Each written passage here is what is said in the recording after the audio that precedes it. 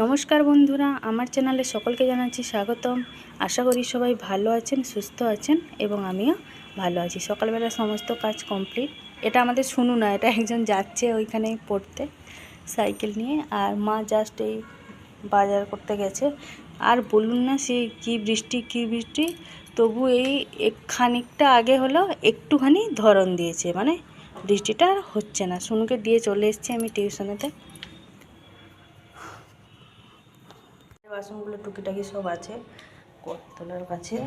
আর এই যে ভাতটা হয়ে গেছে, মা এখানে মানে আমি শুনুকে দিতে গেছিলাম তখন মা ভাতটা মানে নামিয়ে দিয়েছিল, ফ্যানটা ছেড়ে দিয়েছে।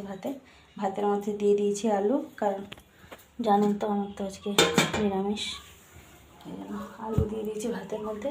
আর একটুখানি সকালবেলা চা খেতে ইচ্ছা হয়েছিল বলে এই যে চা করেছিলাম। হঠাৎ কিছু মানে মাঝে মাঝে এমনি মন হলে একটুখানি চা করে খাই, তো করেছিলাম চা। শুনো আমি মা তিনজনে মিলে খেয়েছি, আর ওদের জন্য এই লাল চা হয়েছিল।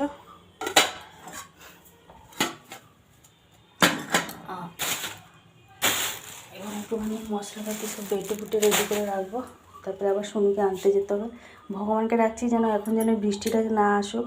জানেন, যতই দেখবেন গাড়ি মানে নিজের একটা সাইকেল একটা আলাদা ব্যাপার, আর এইসব টোটো রিক্সার ভরসায় থাকলে না সে কী অবস্থা। কালকে আর বলুননি, সেই টোটোওয়ালাটাকে আমরা রিজার্ভ করেছিলাম, ও আবার আমি যখন ফোন করছি বলছে আমি আলাদা জায়গায় ভাড়ায় চলে এসেছি, আপনি চলে যান। খুব একটা বাজে ব্যাপার হয়ে গেল কালকে, জানেন। আবার সেই একটা রিক্সা, আলাদা একটা রিক্সা ভাড়া করে বাড়ি এলাম, ও আবার হাফ রাস্তা থেকে নামিয়ে দিয়েছে। কারণ আমাদের এখানে প্রায় রাস্তা সমস্ত ভাঙাই আছে, সেই সজলধারা পাইপগুলো এসেছে বলে রাস্তাঘাট একদম ভেঙে একাকার, কেউ আসতে চায় না খুব একটা তেমন। সেই জন্য সে মানে পুরো আধ ভিজে হয়ে আমরা বাড়ি এসেছি। সেই জন্য ভাবছি আজকে যদি ও একটুখানি এভাবে মানে নর্মাল থাকে, তাহলে সাইকেলটা নিয়ে যেতে পারবো, যখন ছুটি হবে সঙ্গে সঙ্গে চলে আসতে পারবো বাড়ি। কাল বাড়ি এসে পৌঁছেছি প্রায় 1টার সময়। তো আজকে আমি আপনাদের সাথে একটা রেসিপি শেয়ার করবো, জানি না কাকে কীরকম লাগবে। হয়তো সবাই হয়তো কেউ আছে নাক নাক তুলবে, এ আবার খায় নাকি, কিন্তু আমি কোনো দিন খাই না। বাট আমি রান্না করে দিই সবার জন্য। এটা হচ্ছে গেঁদাল পাতা, ঠিক আছে। এবার গেঁদাল পাতাগুলোকে আমি পেস্ট করে একটুখানি লেবু দিয়ে, মা গেছে বাজারে লেবুটা নিয়ে আসবে, লেবু দিয়ে একটুখানি আমি পোড়া পোড়া মতন করবো। তো কীরকম করবো সেই রেসিপিটা আমি আপনাদের সাথে শেয়ার করবো। গেঁদাল পাতাগুলোকে ভালোভাবে ধুয়ে পরিষ্কার করে নেবো, তারপরে সমস্ত কিছু কী কী উপকরণ লাগবে না লাগবে এবং পদ্ধতিটা সব কিছু আমি আপনাদের সাথে শেয়ার করব। চলুন তাহলে প্রথমে মশলাগুলো রেডি করে নিই। ধরন কি দেবে, আবার চলে এসছে বৃষ্টি। এই যা, মা পুরোটাই ভিজে যাবে। ছাতা থেকে এই বৃষ্টিকে সামলানো যাবে? পুরো ভিজে ভিজে আসবে বাজার থেকে, জানো। কিচ্ছু করার নেই, কী করবো বলুন। বৃষ্টির দিন, এখন তো বৃষ্টি হবে, তবু একটু যদি মানে মাঝখানে একটু যদি ধরন দিত, তবু মানুষ কিছু একটা কাজ করতে পারতো। এই তো একদম বুয়ে যাচ্ছে যে মানে আর বন্ধ হওয়ারই নাম নেই। সে মানে ঝড়ো একদম শ্রাবণ ধারা মতন ঝরেই যাচ্ছে, যে সে আর বন্ধ আর কখনো হয় না।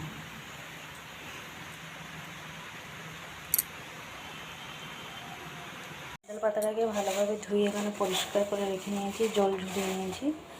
এবার এই যে গোটা একটা রসুন দিয়ে দিয়েছি আমি, রসুনের পরিমাণটা এখানে অনেকটাই বেশি দিয়েছি। আর তার সাথে দিয়ে দিয়েছি কাঁচা লঙ্কা অনেকগুলো। এবার আপনারা যেভাবে যে যেমন ঝাল খান সেইভাবে এখানে লঙ্কার পরিমাণটা অ্যাড করবেন, কিন্তু এই যে গেঁদাল পাতাতে একটুখানি লঙ্কার পরিমাণটা বেশি থাকলে ভালো লাগে।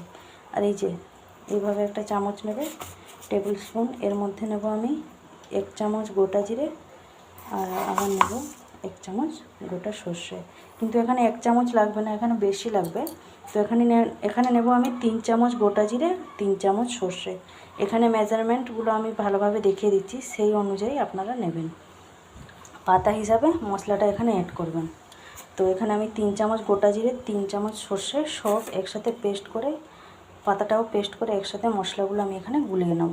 চলুন তাহলে পেস্টটা করে নিই। বাইরে কিন্তু একদম ভীষণ ধারায় বৃষ্টি হচ্ছে, ঝড়ের মতো। জানি না কীভাবে শুনবো, টিউশন থেকেই বা আনবো, আর স্কুলের জন্য বা কীভাবে ওকে নিয়ে যাবো। হ্যাঁ, আমি জানালাটা বন্ধ করে দিয়েছি, কারণ প্রচণ্ড পরিমাণে হাওয়া দিচ্ছে না, আর গ্যাসে তো হাওয়া লাগবে, প্লাস সে দরজাটাও আমাদের বন্ধ হয়ে যাচ্ছে রান্নাঘরে। এই যে দেখুন, বলুন তো আমি এবার কীভাবে আনতে যাবো শুনুকে? আনতেই বা যাবো কী করে, স্কুলেই বা নিয়ে যাবো কী করে? মা বাজার থেকে চলে এসছে, এই যে কী কী সব সবজি আনছে আমি পরে দেখাবো। ঢেঁড়স, পটল সব কিছু আনছে। এখানে যে বৃষ্টি হচ্ছে, মা এখানে বসে মাছ ভাজছে, পুরো ভিজে গেছে, বাজার গেছিলো।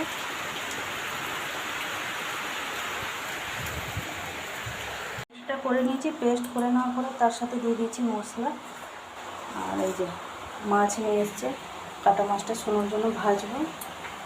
তারপরে গেঁদাল পাতার মধ্যে মশলাগুলো দিয়ে দিয়েছি। এবার এর মধ্যে দিয়ে দেবো সামান্য একটু হলুদ, স্বাদ মতন লবণ, আর একটুখানি দিয়ে দেবো কাঁচা সরষের তেল। আর যখনই পোড়াটা হয়ে যাবে, পোড়া নামানোর আগে একটা লেবুর রস দিয়ে দেবো, পাতি লেবুর রস। তাহলে একটুখানি টকটক লাগবে, ঝাল ঝাল লাগবে, খেতে ভালো হয়। কিন্তু আমি জীবনে কোনো দিন খাই না, করে দিই কিন্তু আমি খাই না, আমার ভালো লাগে না, এর গন্ধটা আমার খুব একটা পছন্দ না। দেখুন মা এখানে মাছটা ভাজছে, কাটা মাছগুলো, আর এই যে মাছগুলো নিয়ে এসছে। সব মশলা একই সাথে পেস্ট করে নিয়েছি। এখনও ঝোড় কমেনি জানেন তো। আর এই যে দেখুন গেঁদাল পাতা এই যে পেস্ট করে আবার কড়ার মধ্যে একটুখানি সরষের তেল দিয়ে এইভাবে নাড়াচাড়া করে নিচ্ছি, যতক্ষণ না এই জলের অংশটা পুরোপুরিভাবে শুকনো হচ্ছে। জলের অংশটা শুকনো হয়ে গেলে একদমই লো ফ্লেমে রেখে দেবো 10 মিনিট মতন। তারপরে নামানোর আগে পাতিলেবুর রসটা অ্যাড করবো। এই যে 9টা 13, আর এদিকে এই যে গেঁদাল পাতাটা এইভাবে লো ফ্লেম করে নাড়াচাড়া করে নিচ্ছি। আর মা না রেনিকোট নিয়ে ছাতা নিয়ে গেছে শুনুকে আনতে। এই বৃষ্টিটা তো ছাতা মানবে না, কিন্তু কিছু করার নেই বলুন। স্কুল থেকে তো পরীক্ষাটা আর পিছায়নি, এই এরকম ঝড় বৃষ্টিতে পিছিয়ে দেবে তা তো নয়। পরীক্ষা যেদিন ডেট ধরা হয়ে গেছে মানে সেদিনই হবে, কিছু করার নেই। সেই জন্য গেছে মা ভিজে ভিজে আনতে। আমাকে বললো তুই এদিকটা তরকারিগুলো সব রান্না কর, আমি ততক্ষণে রান্না করে নিচ্ছি। কী করে যে স্কুল যাব সেটাই হচ্ছে চিন্তা জানেন। এই যা ওয়েদার না, টোটো পাওয়া, গাড়ি পাওয়া খুবই মুশকিল। দেখি লাস্ট পর্যন্ত কী হয়, ভগবানের কী ইচ্ছা। এই যে দেখুন আমার এদিকে গেঁদাল পাতা এইটা যে পোড়া পোড়া মতন একদম হয়ে গেছে। এই যে দেখুন পুরো শুকনো শুকনো। এরপরে যে লেবুর রসটাকে আমি যেটা বের করে রেখেছি, লেবুর রসটা বের করে একদম ছেঁকে রেখেছি, যাতে একটাও যাতে বীজ না চলে যায়, নাহলে তেতো লাগবে। এবার লেবুর রসটা আমি অ্যাড করব। এই যে লেবুর রসটা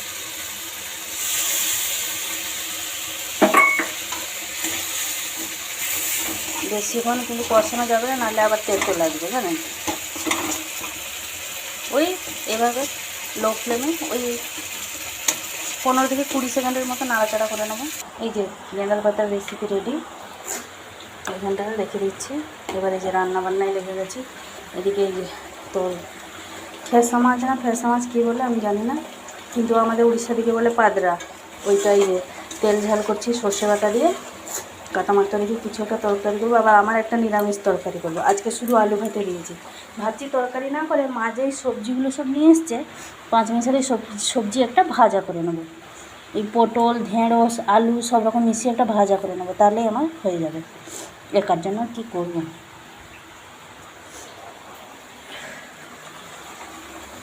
শুনু আর মাকে দেখলাম আসছে, ওরা কী করে যে ঝড়ে আসছে সেটাই আমার খুবই চিন্তা লাগছে। কীভাবে ঝড় হচ্ছে, আর তার মধ্যে এই যে মা পিছনে ছাতা কাটিয়ে আসছে, শুনুও একটা ছাতা ধরেছে, রেনকোট পরে এই যে এইভাবে আসছে।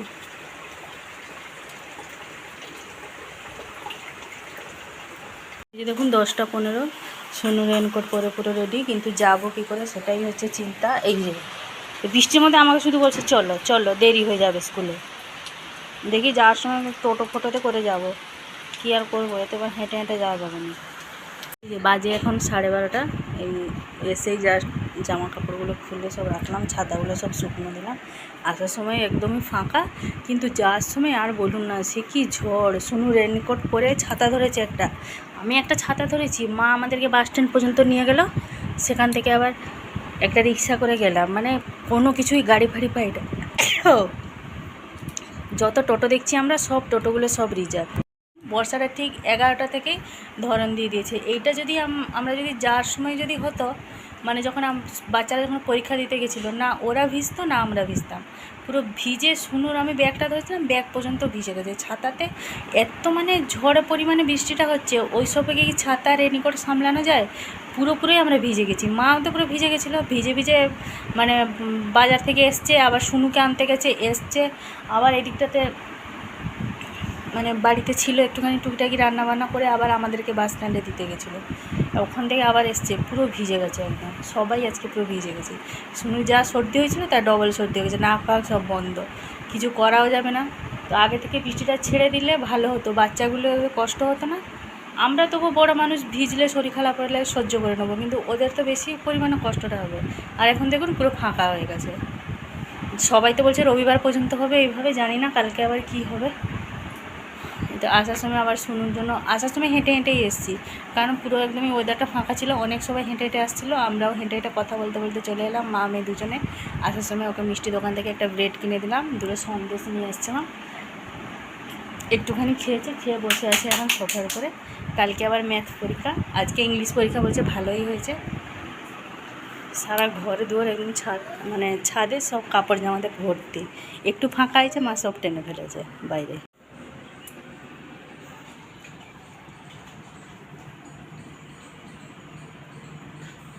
ছাতাগুলো কীরকম শুকনো হচ্ছে দেখুন, আমার ঘরেই দুটো ছাতা। এই বৃষ্টির মধ্যেও যেন আমাদের কাপড় কাচা আর শেষ হয় না।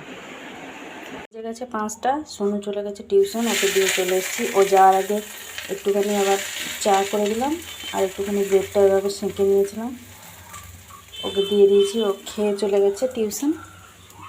ওই যে মাকে দেবো, একটুখানি সেঁকে নিচ্ছি চায়ের সাথে, মাকে একটুখানি চাটা গরম করে দিয়ে দেবো। সন্দেশটা নিয়ে এসেছিলো, শোনো খায়নি সন্দেশগুলো, ওকে আবার কাশি হচ্ছে বলে আবার ও কাশি সিরাপটা খাইয়ে দিলাম, জানেন তো, ওই জন্য সন্দেশটা আর ওকে দিইনি আমি।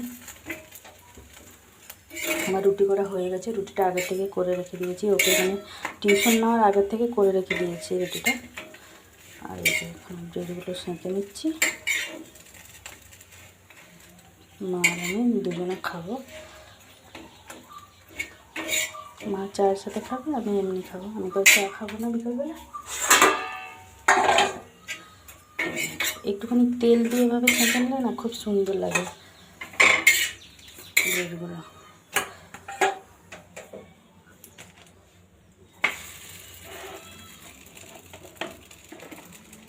কালকে তো আবার ওদের ম্যাথ পরীক্ষা আছে সোনুদের, পড়তে গেছে একটু, মানে সেই তখন থেকেই আর বৃষ্টিটা কই হয়নি এখন পর্যন্ত।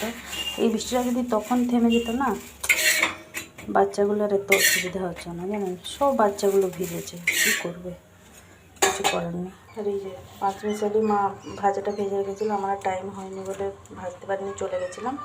আলু ভাতে দিয়েছিলাম, একটা আলু সেদ্ধ রেখে দিয়েছি রাত্রিবেলার জন্য, ভাবছিলাম দুটো ফ্যান ভাত করবো, আর ভালো লাগছে না, জানেন তো, সারাদিন মানে ছোটো ছোটো তো নিজের জন্য, মানে বাড়ির লোকের জন্য ঠিক আছে, এবার দেখবেন নিজের জন্য কিছু আলাদা এক্সট্রা করে রান্না করতে আর ইচ্ছে আর নেই, সেই ইচ্ছেটা নেই আর, সেই ইচ্ছেটা অনেক দিন আগেই মেয়েদের জীবন থেকে চলে গেছে, যে নিজের জন্য আবার কিছু করে খাবো, ওই ইচ্ছে শক্তিটা আর নেই, কোনোই মেয়েদের মনে আর জাগে না, যা সবার জন্য হয় তাই আমরা খেয়ে নিই। এত ব্যস্ততার মধ্যে আর ভালো লাগে না রাত্রিবেলা আলাদা এক্সট্রা করে কিছু করি, আর ভালো লাগছে না, ভাত ভাত আর কিছু করবো না। রুটিটা করেছি, ভালো লাগে যদি রুটি খাবো, নাহলে দুটো মুড়ি খেয়ে নেবো। এবার চাটা গরম হয়ে গেছে, মাকে দিয়ে দেবো চাটা। চাটা নিয়ে নিয়েছি, ব্রেডও নিয়ে নিয়েছি, বাইরে চলে একটুখানি বসবো হাওয়াতে। সমস্ত কাজকর্ম কমপ্লিট, লজেন্সটা এইমাত্র করে রাখলাম, মা আর আমি দুজনে মিলে হয়ে গেছে। তো আমার ভিডিওটা আজকে আর বেশি বড় করছি না, আজকে আমার ব্লগটা এই পর্যন্তই। আবার দেখা হচ্ছে আপনাদের সাথে আগামীকাল আরেকটি নতুন ব্লগ নিয়ে। সবাই ভালো থাকবেন, সুস্থ থাকবেন, এবং আমার ভিডিওটি যদি আপনাদের ভালো লাগে অবশ্যই একটা লাইক দেবেন। নমস্কার।